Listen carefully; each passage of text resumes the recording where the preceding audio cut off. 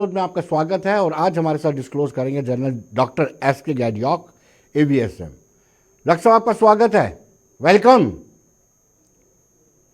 मैं thank you. बता दूं बहुत कि डॉक्टर मेहरबानी साहब ने आपकी, एक शुक्रिया। बहुत इंपॉर्टेंट बुक लिखी है, from war to peace, wisdom and leadership, ex servicemen's role in good governance and rural development. Doctor साहब, आपको कैसे ये आइडिया मिला पर इसके ऊपर किताब लिखनी चाहिए, और जो एक्स सर्विसमैन है उनकी नेशनल बिल्डिंग में कैसे उनको इस्तेमाल किया जा सकता है? जी डॉक्टर साहब। जी, शुक्रिया। सबसे पहले जय हिंद। जय हिंद। देवियों सज्जनों, मैं आपका, विनोद जी का और गुलिस्तान JNK 24/7 का बहुत ही आभारी हूं, जिन्होंने मुझे ये छोटा सा एक तारुफ दिया और इतनी खूबसूरती के साथ मुझे इस चैनल के ऊपर पेश किया। जी। विनोद जी सीनियर अफसरान मुझसे बहुत ही परिचित है, ना केवल हिंदुस्तान लेकिन बाकी हमारे ट्राइब सर्विसेज की फौज से, क्योंकि मेरे 40 साल की मुकम्मल फौजी कैरियर में सबसे बड़ी उपलब्धि होगी जिसके लिए मैं हिंदुस्तान की फौज के लिए, उसके तमाम अफसरान, जैश साहबान और उसके जानबाज जवानों का बहुत ही शुक्रगुजार हूं। मैंने ये सोचा कि 40 साल के बाद मैं एक ऐसी किताब लिखूं रिटायर होने के बाद, ताकि बाकी सब जितने भी रिटायरीज हैं उन सब के लिए मैं कुछ कर सकूं। और खासकर मैं आपका बहुत एहसानमंद हूं कि मैं आपके जरिए JNK के अंदर हमारे तमाम जितने भी आवाम हैं, ख्वातीन हजरात, उनको मेरा सलाम, और उनको मैं अपना नया साल का पैगाम यानी कि 2024 की खुशामदीद देता हूं, और भगवान से यह भी प्रार्थना करता हूं कि सभी की सुख, शांति, शक्ति और समृद्धि को नवाजे। जी।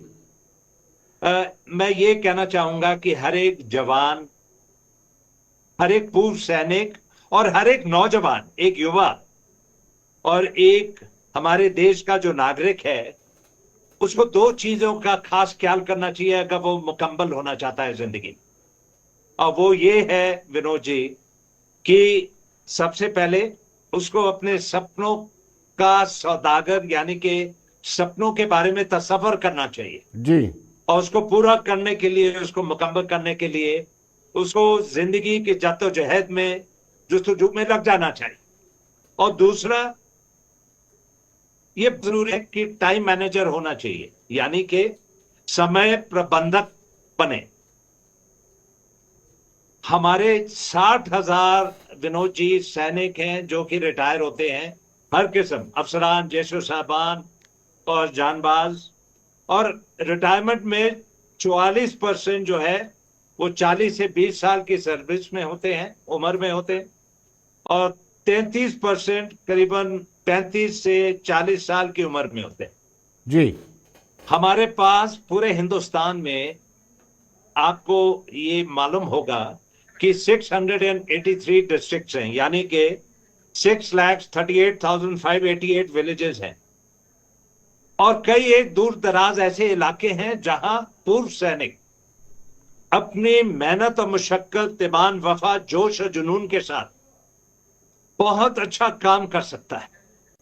और अगर गवर्नमेंट उसको अधिकृत करे, यानी कि गवर्नमेंट ऑफ इंडिया का लेजिस्लेशन हो, तो पूर्व सैनिक जो है वो इन इलाकों के अंदर बहुत अच्छा काम कर सकता है।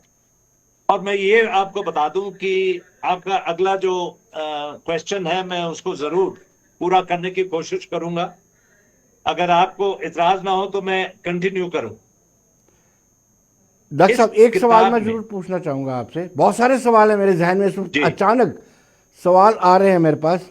जब एक सर्विंग आर्मी पर्सन होता है, ऑफिसर होता है या फिर जवान होता है, उसकी जो घर की प्रॉब्लम्स होती हैं उसको एडमिनिस्ट्रेशन प्रायोरिटी नहीं देता है। हालांकि कई जगहों पर ये सर्कुलर निकालना पड़ता है डिप्टी कमिश्नर्स को कि आप इनकी फैमिली की जो प्रॉब्लम्स हैं उनको प्रायोरिटी दें, ताकि वो जो फील्ड में बैठा जवान है या ऑफिसर है उसको किसी तरह की दिक्कत ना हो। ऐसे माहौल में जी, आपको इस जहन में कैसे आया कि एक एक्स सर्विसमैन गुड गवर्नेंस में अपनी भूमिका निभा सकता है, अपना कंट्रीब्यूशन दे सकता है, जी। The best contribution? बहुत अच्छा सवाल। जी इसके बारे में मैंने सोचा, मैंने अपनी विनोद जी किताब में जी जो ट्रांसफॉर्मेशन लिखी है, जी उसके अंदर मैंने हर एक पूर्व सैनिक के बारे में ख्याल किया है। जी बिकॉज जब मैं छोटी सर्विस के साथ फौज में था, तो मैंने सोचा था इसके बारे में, जो कि अभी अग्निवीर के बारे में इन लोगों ने सोचा है, जी कि अगर मैं जवान होता, रिटायर होके अगर मैं अपने गांव जाता, अगर मैं बिहार का हूं, मैं अपने बिहार के गांव में जाके बस जाऊं, तो वहां के जो डिस्ट्रिक्ट कलेक्टर साहब हैं, वो मुझे अपने, खासकर अपने डिस्ट्रिक्ट में, मेरे गांव के इलाके में भेजें, जी ताकि मैं उस गांव का चौतरफा विकास कर सकूं, वहां अपने कुनबे को, अपनी फैमिली की देखभाल कर सकूं, उसके प्रॉब्लम्स, खासकर जो बड़ी बड़ी उसकी कमियां हैं, उस इलाके की फैमिली की जो देखभाल है, अस्पताल है, प्रगतिशील प्रोजेक्ट्स हैं, ग्रामीण विकसित योजनाएं हैं, समय अनुसार परिमाणों के जो प्राव हैं, जी उनके, हमारे किसानों और नागरिकों की सहायता करूं, और मैं अपनी भी फैमिली की देखभाल कर सकूं। तो एक अगर पूर्व सैनिक अपने स्टेट में वापस जाता है, तो वो वाबस्ता है, उसको हर एक मुख्तलिफ जो मसले हैं, वो सबसे वाकिफ है। उसको मालूम है किसको अप्रोच करना है, उसको मालूम है कौन पुलिस वाला है जो कि मुझे मदद कर सकता है। और अगर वो अधिकृत है गवर्नमेंट ऑफ इंडिया लेजिस्लेशन से, और अगर उसको उधर पोस्टिंग की जाए, तो विनोद जी, ये पूरा मसला जो है वो हल हो जाता है।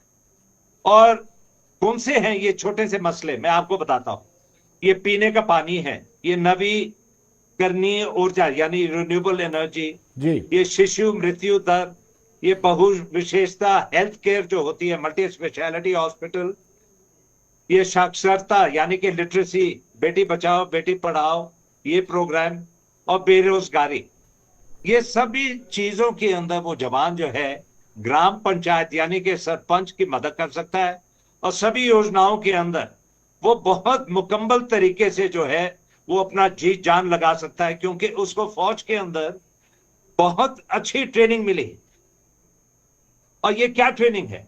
जो जी जानबाज जवान है विनोद जी, उसकी खासियत क्या है, उसकी क्या शख्सियत है? वो डिसिप्लिन है, वो रहनुमा है, कार्यशीलता में अच्छा, शेरदिली की शख्सियत, फौलादी ताकत, उसके पास फौजी उसूल और तरतीब उसके दिमाग में, नाम नमक निशान उसके मस्तिष्क पे लिखा हुआ है, कर्तव्य निष्ठा परायणता, देश की शान बान शौकत और अजमत सर आंखों पर। हर एक समय वो जवान जो है अपने बारे में नहीं सोचता, लेकिन अपने देश प्रेम, अपनी देशभक्ति के बारे में सोचता है। उसकी प्रतिष्ठा, उसका मान, उसका गर्व, उसका संकल्प, हर वक्त वो तिरंगे के बारे में सोचता है, जी और हर वक्त डॉक्टर साहब, जान आपको न्यौछावर करने के लिए वो डॉक्टर साहब तैयार है, एक क्योंकि मिनट, वो आप फौजी डॉक्टर साहब देशभक्त है। एक मिनट आपको रोकूंगा। डॉक्टर साहब, आप आर्मी की बात कर रहे हैं और आम समाज और आर्मी में बहुत ज़्यादा अंतर है। आप ये मान के चलिए जी कि सिविल एडमिनिस्ट्रेशन, जी आप अगर सोचेंगे कि आप डिसिप्लिन तरीके से जाकर के लाइन में लग करके कोई काम करवा पाएंगे, ऐसा संभव है ही नहीं। माशरा भी बिगड़ चुका है, और ऐसे में आप बताएं कि एडमिनिस्ट्रेशन की बात करें तो वो भी इस वक्त डिरेल है। तो ऐसे में आप कैसे उम्मीद रखते हैं कि एक पूर्व सैनिक सुधार ला सकता है? ऐसे कैसे हो हाँ जी, सकता है? जी हाँ जी। इसके बारे में मैंने अपनी किताब में बहुत तफसील से लिखा है, उसके बारे में चर्चा की है। मैं इनफैक्ट आपको ये बताना चाहता हूं कि ये हर एक जवान से मैंने बातचीत की है, और कम से कम 500 से 1000 जवानों के साथ जब मैंने बहुत तफसील में बातचीत की, तो हर एक जवान मुझसे यही सवाल पूछता रहा कि साहब, अगर हमें अधिकृत किया जाए गवर्नमेंट ऑफ इंडिया की तरफ से, और उस गांव में भेजा जाए, मिनिस्ट्री में भेजा जाए, तो हम बहुत कामयाब रहेंगे, क्योंकि हम सबको जो है उसको कार्यशीलता, यानी कि अगर उस मिनिस्ट्री में भेजा जाए, तो जैसे मैं आपको बताना चाहता हूं कि हर एक जवान जो है हाईवे और रोड्स का, जी इंजीनियर्स का जवान होता है, उसकी ट्रेनिंग, उसकी तरबियत फौज में होती है, वो उस मकाम के अंदर फिट हो जाता है। पोर्ट और शिपिंग हमारे नेवी वाले हैं जो लॉजिस्टिक्स के हैं, वो नेवी वाला बहुत अच्छी तरह उसका काम कर जाएगा। एविएशन के एयरफोर्स वाले हैं, हेल्थ और मेडिसिन में मेडिकल कोर वाले हैं, डिजास्टर रिलीफ में इंजीनियर्स, अभी आपने देखा उत्तराखंड में किस प्रकार से फौज के इंजीनियर्स ने इतना मुकम्मल काम किया। जी और क्यों वो सफलता पाते हैं? क्योंकि जो एडमिनिस्ट्रेशन है उनको भी फौजी के साथ लगाव, उनको मालूम है ये फौजी सीधा आदमी है, डिसिप्लिन है, अच्छी शख्सियत है, इसको काम से मतलब है और ये रिजल्ट ओरिएंटेड।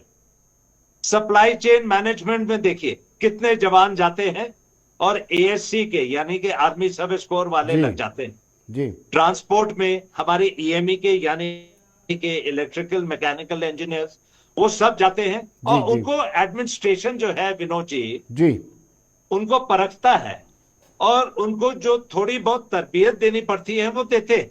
जी एजुकेशन में आर्मी एजुकेशन कोर जो है, एयरफोर्स और नेवी के, ये सभी जो हैं वो बहुत कार्यकुशल है। एडमिनिस्ट्रेशन, अब मेरे को उस दिन किसी ने बोला अगर अग्निवीर बाहर जाते हैं तो वो सफल होंगे। मैंने उनको बोला बिल्कुल, क्यों नहीं सफल होंगे, क्योंकि वो अग्निवीर को हमारे हिंदुस्तान की फौज के अंदर उसको उतनी तरबियत मिली है, उसका डिसिप्लिन, उसका रिजल्ट ओरिएंटेशन, उसको फास्ट ट्रैक पे लाया गया है, उसको बताया गया है कि ये तुम्हारा टारगेट है, उसको पूरा करने के लिए आपको इतने दिन या इतने महीने हैं। उसके बाद उसके ऊपर रिपोर्ट लिखी जाती है और वो आदमी जो है बहुत ही कार्यकुशल है, अपने काम में बारीकी से और बड़ी खूबसूरती से जो है वो दिन रात मेहनत और मुशक्कत बड़े जोश और जुनून के साथ करता है, और उसमें ईमानदारी और वफादारी कूट कूट के भरी हुई है। जी और जब बाहर एडमिनिस्ट्रेशन वाला उसको देखता है, उसको छोटी तरबियत, छोटे वक्फे की तरबियत देके, ट्रेनिंग देके, उसको उस काम में हमारे ग्राम पंचायत या जो भी सरबराह, जो भी रहनुमा है उधर, उसके साथ लगा देता है और वो लोग बहुत ही खुश। अब जैसे मैं तमिलनाडु में हूं, जहां मैं कमांडेंट था डिफेंस सर्विसेज स्टाफ कॉलेज, मैंने यहां एक गांव को पकड़ा, बेरहट्टी गांव। जी विनोद जी, आप यकीन करेंगे उसके अंदर 3 फौजी थे। ये गांव फर्स्ट डिक्लेयर किया गया कलेक्टर साहब से, जी क्योंकि एडमिनिस्ट्रेशन ये 3 फौजी से इतने खुश थे, सभी ऑब्जेक्टिव टारगेट्स जो है और योजनाएं की पूर्ति इन 3 फौजियों ने की। फंड्स हमने दिलवाए, लेकिन कार्यों की पूर्ति जो है, सभी कार्यों की पूर्ति इन जवानों ने की। जी डॉक्टर गैडियाक, आप अग्निवीर को जस्टिफाई करते हैं, लेकिन कुछ पॉलिटिकल पार्टीज इसका विरोध करती हैं। क्या लगता है इसके विरोध के पीछे criticism for the sake of criticism है या फिर वोट की राजनीति है? देखिए विनोद साहब, हम पुराने फौजी हैं और हमारी भी सोच विचार जो है, रणनीति जो है, वो सब के बारे में अगर मैं आपको बताऊं, हम लोग बहुत बारीकी से इन चीजों के बारे में और मुस्तकबिल में आगे जो है किस तरीके से उसका अच्छा अंजाम देना है, हम उसी के बारे में सोचते हैं। जब अग्निवीर के बारे में हमने सुनाई किया और गवर्नमेंट ने बोला कि ये अग्निवीर आएंगे 4 साल के लिए, जी तो सबसे पहले हमारे जहन में ये ख्याल आया कि सिर्फ 4 साल, हो सकता है 10 साल के लिए हो। दूसरा, जब पूरा तफसील में पूरी डिटेल्स दी गई, हमें ये बताया गया कि 4 साल के बाद 25% जो है वो परमानेंट हो जाएंगे और 4 साल के अंदर उनको बड़ी बारीकी से ट्रेनिंग होगी। क्योंकि हमारे समय में अग्निवीर नहीं था तो हमें कुछ इसके बारे में नजरअंदाजी की गई, पूरा डिटेल नहीं दिया, तो हम थोड़े से खफा थे जी इसके बारे में। जी। लेकिन एक बात मैं आपको बता दूं, जैसे पूरी डिटेल्स आई और इसके बारे में बहुत जायज हमें पूरी तफसील से डिटेल्स दी गई, उसके बारे में मैं आपको बता सकता हूं कि बहुत अच्छी ट्रेनिंग चल रही है आर्मी, नेवी और एयरफोर्स में। क्योंकि मैंने बातचीत की है उनके तमाम जितने भी सीनियर ऑफिसर्स हैं, और ये लड़के जो हैं बहुत अच्छा काम कर रहे हैं। मुझे सरपंच आके मिला, अब वो मैं आपको बताऊंगा नहीं उसका नाम और उसका गांव, और मेरे को बोलता है कि साहब आपसे बातचीत करनी है क्योंकि आप डायरेक्टर जनरल रीसेटलमेंट से मिले। मैं बहुत खुश हूं साहब, क्योंकि मेरे नीचे कम से कम 7 गांव आते हैं और जिससे कम से कम जो है 500 लड़के जो हैं वो अग्निवीर बनना चाहते हैं जी। और साहब मैं इतना ज्यादा खुश हूं और मैं गवर्नमेंट को जो है सैल्यूट करता हूं, क्योंकि ये 500 लड़के जो हैं ये अग्निवीर 4 साल के दौरान मैं इनको पॉकेट मनी दूंगा साहब। Pocket money. तो मैंने बोला भाई आप कहां से सरपंच साहब पॉकेट मनी दोगे? कहता साहब मेरे पे छोड़ो, लेकिन इनका जितना पैसा है उसको मैं इन्वेस्टमेंट कर दूंगा, जितने भी इसको 20-21 लाख मिलेंगे जो बच जाएगा, और छोड़ने के बाद साहब जो इसको फिर से 20-21 लाख मिलेंगे मैं उसकी इन्वेस्टमेंट कर दूंगा। तो आप देख लो कि उसको कितना ज्यादा अग्निवीर को पैसा मिलता है। और ये लड़का जो है, ये छोरा, ये इसकी उम्र सिर्फ 17 साल है और 4 साल के अंदर ये सिर्फ 21 साल के अंदर इतना पैसा आज तक हिंदुस्तान में किसी युवा को मिला है साहब? आप मेरे को बताइए। जी। मैं तो बहुत खुश हूं साहब, और हमारे तमाम जितने भी हैं सरपंच बहुत खुश हैं जी।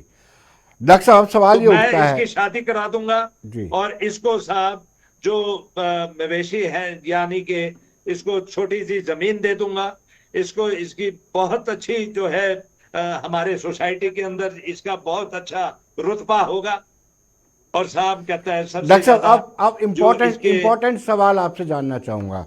आपने एक्स सर्विसमैन की भूमिका गुड गवर्नेंस और रूरल ग्रामीण विकास तक बताई, लेकिन अब मैं चाहता हूं जो इंसर्जेंसी से अफेक्टेड एरियाज हैं वहां पर एक्स सर्विसमैन एक कैसी भूमिका निभा सकते हैं, क्योंकि यहां पर एक प्रयास किया गया था। आपको पता है कि जम्मू कश्मीर की जनता कितने सालों से, कितने डेकेड से इससे उलझ रही है, जूझ रही है। 40,000 से ज़्यादा लोगों ने मर गए हैं लोग। तो एक्स सर्विसमैन इसमें क्या, जो सिक्योरिटी ग्रिड होता है उसमें क्या भूमिका निभा सकता है, ये बड़ा इंपॉर्टेंट है। हाँ जी विनोद जी, इसके बारे में मैंने सोचा है, और मैं जब प्रेसिडेंट साहब से मिल रहा था इन साहब से, और जब मैं वाइस प्रेसिडेंट साहब से मिला तो मैंने इसके बारे में जरूर जिक्र किया और मैंने उनको बताया कि एक्स सर्विसमैन ये 4 खास इलाकों के अंदर, खासकर नंबर 1 जो दूर दराज जो सीमा से के साथ मिले हुए जो इलाके हैं, यानी कि बॉर्डर इलाका, जो अंडर डेवलप्ड इलाके हैं, तमाम जितने भी स्टेट्स और यूनियन टेरिटरीज हैं जहां ना कोई पेड़ लगाए गए हैं और जहां ना कोई फॉरेस्ट्री है, ना का किसान जो है वो कोई किस्म की अपनी खेत जोतता है, और चौथा ऐसे दूर दराज इलाके जहां बर्फीले इलाके जहां पेड़ नहीं लगाए गए, ऐसे 4 किस्म के इलाके हैं, और डेजर्ट का इलाका इसी दूर दराज इलाके में आता है। तो उन्होंने बोला कि आपके नजर में ये नजरअंदाज किया गया है कि इसके बारे में आप क्या कह सकते? तो मैंने बोला कि मैंने बहुत इसके बारे में बारीकी से सोचा है।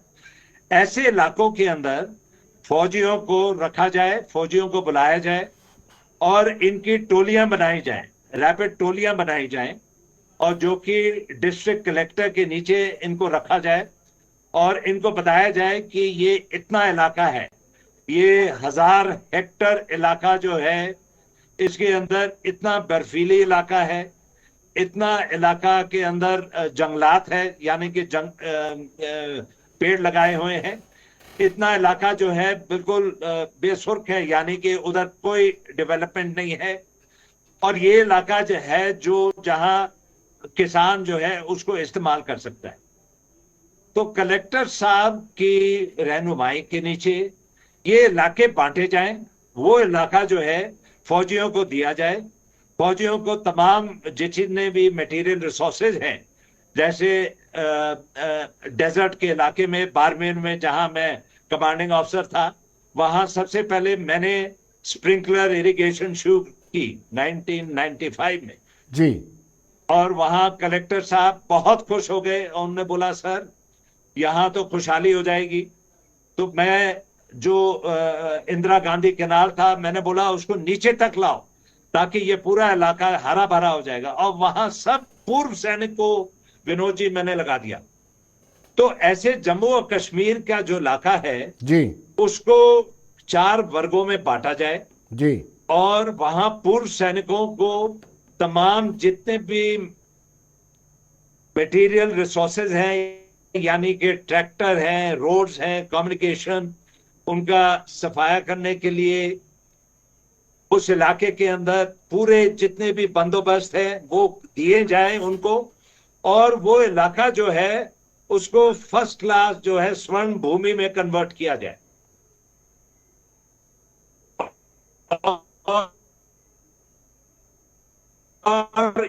और फौजियों की टोलियां दी जाए और उस इलाके के जो युवा हैं वो है एम्प्लॉयमेंट, उनको जो है एम्प्लॉयमेंट दी जाए, व्यवसाय दिया जाए।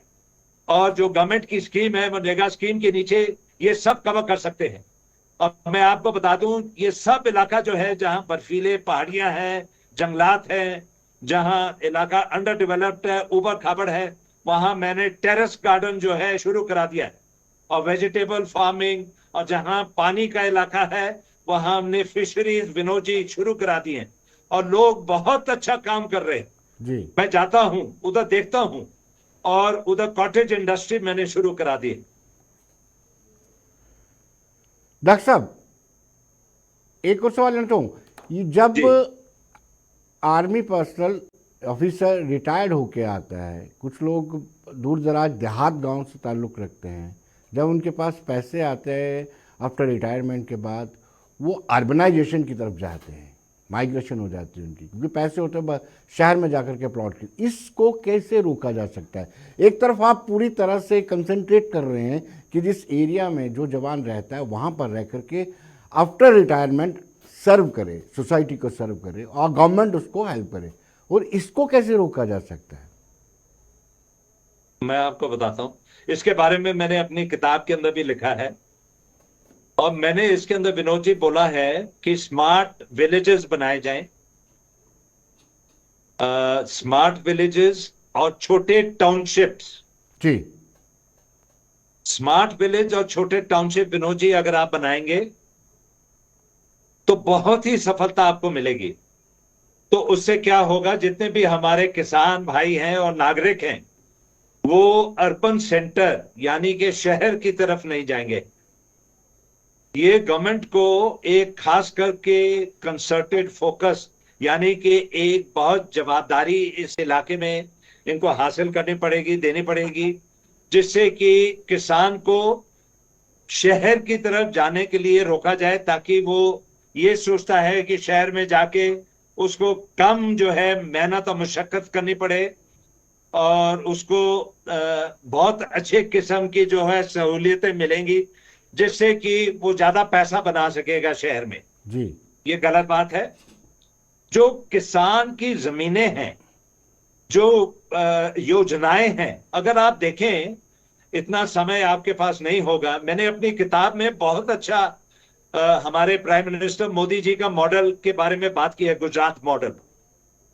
मैंने हमारे पूर्व जो है राष्ट्रपति जी, उनका पूरा PURA मॉडल जो कि उनने भी जो कि सफल नहीं हो पाया, मोदी जी का मॉडल सफल था। और जयललिता का मॉडल तमिलनाडु वाला जो है वो मैंने अख्तियार किया। उसके अंदर इतनी ज्यादा सहूलतें दी गई तमाम टी गार्डन और टी और कॉफी प्लांटेशन वालों को, उनके लिए रिन्यूएबल एनर्जी, सोलर एनर्जी, पानी का जो है उनके लिए साधन किया गया, पाइपलाइंस बिछाई गई, उनके लिए इतने अच्छे तरीके से जो है वो कम्युनिकेशन नेटवर्क यानी कि रोड, सड़कें जो है वो सब प्रबंध किए गए। ये सभी योजनाएं विनोद जी मैंने देखा है इन स्टेट्स के अंदर बहुत अच्छे सोच विचार के साथ किया गया। अगर आप देखें राजस्थान में दूर दराज इलाके में जो मवेशी हैं, जो कैटल है, वो जो दूध है वो कैसे पहुंचाते हैं, तो गवर्नमेंट ने क्या किया है, बहुत अच्छे तरीके से रोड्स बनाई हैं और वो सब एक पॉइंट के ऊपर वो अपना दूध के कैन छोड़ जाते हैं और ये सब दूध के कैन जो हैं वो वहां से कंपनी उठा के ले जाती है और हर महीने उस आदमी को जो है उसके बैंक में पैसा जमा हो जाता है। ये भी प्रधानमंत्री की योजना के मुताबिक जो है जो कि हर एक आदमी को अपना अकाउंट खोलने का था, जन धन अकाउंट जी, उसके अंदर पैसा जमा हो जाता है जी। तो कहने का मतलब हर एक मसला का जो है वो सहल है। जी डॉक्टर साहब, समय का अभाव है, आप हमारे साथ जुड़े, आपने इतने इम्पोर्टेंट एक्सपीरियंसेस हमारे साथ शेयर किए, बहुत बहुत शुक्रिया। Thank you very much and जय हिंद अगेन। जय हिंद। मैं भी आपका बहुत शुक्रगुजार हूं कि आपने इतना समय मुझे दिया और मैं आखिरी में यही कहना चाहूंगा कि हमारे हिंदुस्तान में जो है हर एक इंसान जानबाज है जी, हर एक इंसान के अंदर अपनी वतनियत है, जी जी जी जुनूनियत है, इंसानियत है जी और खासकर जम्मू और कश्मीर में कश्मीरियत। जी। तो मैं वहां पूर्व सैनिक युवाओं और नागरिकों को आह्वान देना चाहता हूं कि आगे बढ़े जी, और वहां की Thank you. सरकार जो है बहुत अच्छे प्रशासन के नीचे है। मैं Thank you. हर एक प्रशासन के जो भी रहनुमा है उनको रिक्वेस्ट करूंगा, आवेदन करूंगा जी और निवेदन करते हुए ये बताऊंगा कि पूर्व सैनिकों को जो है आगे बढ़ाएं, उनको बुलाएं और उनकी योजनाओं को जो है जो भी वो तस्वर कर रहे हैं उसका अच्छा अंजाम दें। थैंक जय you, Hind. Thank you, thank you, thank you. तो दर्शकों, बने रहिए देश दुनिया की खबरों के लिए और मुझे दीजिए इजाजत। नमस्कार।